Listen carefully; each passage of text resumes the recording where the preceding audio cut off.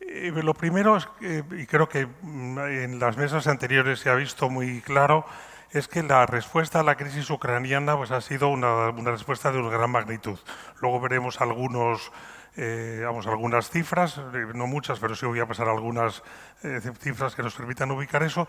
Y hemos visto también en las mesas de la mañana cómo se ha mostrado, y esos son los aspectos positivos, un gran potencial solidario en la ciudadanía y en muchos países que se han puesto las pilas en esto. En la mesa anterior se ha visto, y eso ha tenido muchos efectos muy positivos.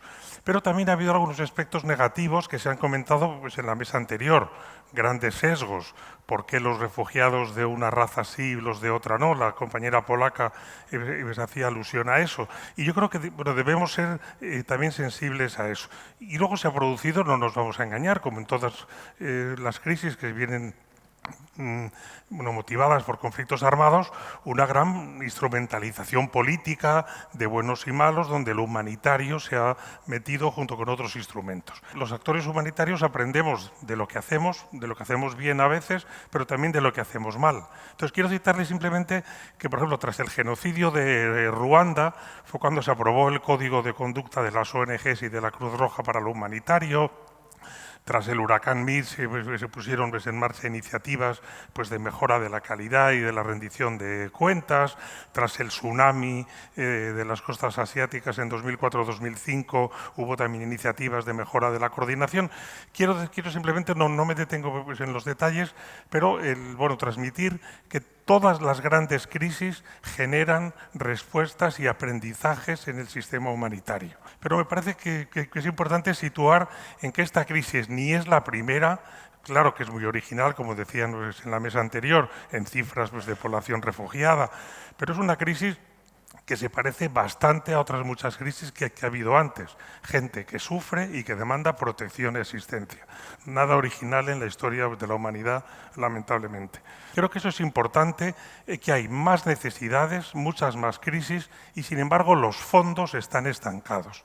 Y esa es la primera mala noticia. Siento si les complica la tarde, pero vamos, así es. Ni tan siquiera con la crisis de la COVID los fondos humanitarios internacionales crecieron. El dinero humanitario internacional va básicamente dirigido a crisis bastante largas, crisis de larga duración. Como se ha dicho en una mesa anterior, no son emergencias súbitas en el sentido clásico del término. Y si los receptores son los mismos o se estabilizan, los donantes también son los mismos. Y aunque ha habido cambios, por ejemplo, el Reino Unido ha bajado mucho en la financiación internacional, pero los Estados Unidos y los países miembros del Comité de Ayuda al Desarrollo siguen siendo los que más fondos proveen. El llamamiento de Ucrania ha sido el más rápido que se ha cubierto en la historia de las Naciones Unidas. Lo normal es que cuando Naciones Unidas pide fondos, cuando se consiguen, se van dando con mucha lentitud. Por ejemplo, en la transparencia de arriba, compara el primer llamamiento solo de unos pocos millones de dólares de Ucrania, que se cubrió muy rápido, y el de Yemen del año 2021, del año 2022, cómo se cubrió.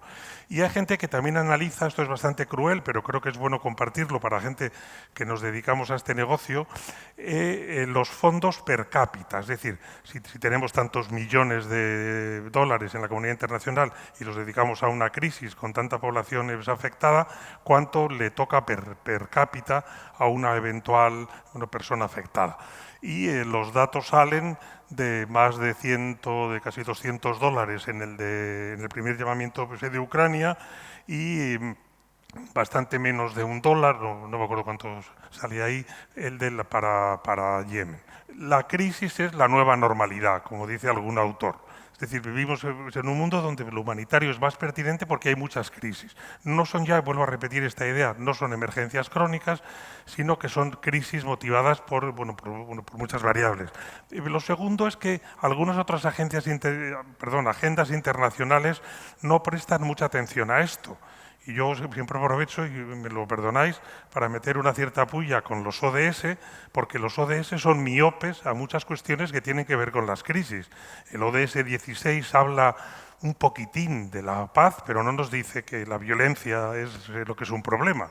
Es decir, creo que hay que ver un poco, sobre todo para los que nos dedicamos a la cooperación para el desarrollo, ver como algunas agendas internacionales como la de los ODS tiene serias limitaciones. Y luego, no en la crisis ucraniana, pero sí en otras crisis, se ha puesto muy de manifiesto el que el humanitarismo es portador de los valores occidentales judeocristianos clásicos y que hay otras culturas con las que muchas veces no los entendemos bien en este tema porque no comparten esos valores lisa y llanamente. Entonces, cada vez se ha abierto más en el ámbito humanitario, sobre todo con organizaciones islámicas o con organizaciones de otros entornos culturales o de otros entornos religiosos, este tipo de debates.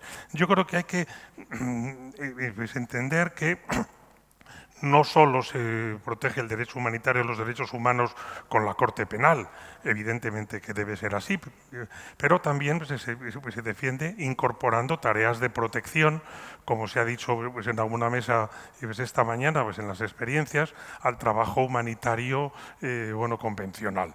En el contexto más general y en Naciones Unidas, en la crisis ucraniana lo hemos visto, sigue habiendo un gran monopolio o oligopolio, que es más fino, de las grandes agencias. Son las que, digamos, más cortan el bacalao y muchas veces contratan o subcontratan a las ONGs locales para que ejecuten proyectos, pero que han sido diseñados en muchas ocasiones desde el donante.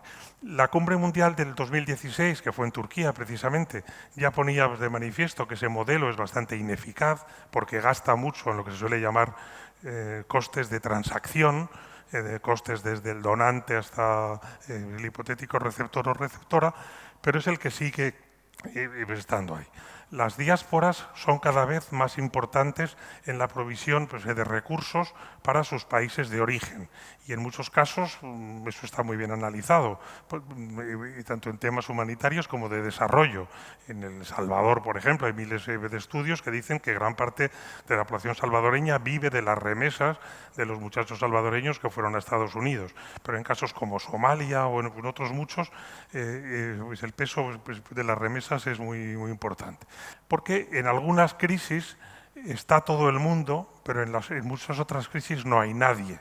Hay un informe muy célebre de hace unos años de Médicos Sin Fronteras que se llamaba Where is Everyone? ¿Dónde está todo el mundo? Y ellos analizaban crisis como Haití o como Ucrania, donde hay muchas ONGs y muchas instituciones trabajando.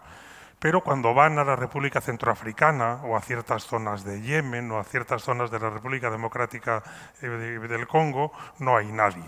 Entonces, en el ámbito humanitario, el ser capaces de equilibrar ese sistema para que haya una presencia de organizaciones digamos, eficaces en las diferentes crisis es algo que no hemos conseguido.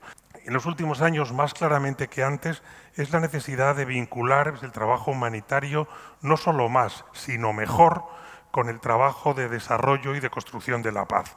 Se ha popularizado este concepto del triple nexo, que además se suele decir en latín porque suena más pedante a estas horas, pero es esta idea no de vinculación lineal, como teníamos antes entre primero humanitaria, luego desarrollo, un poco cuento de la lechera, ¿no?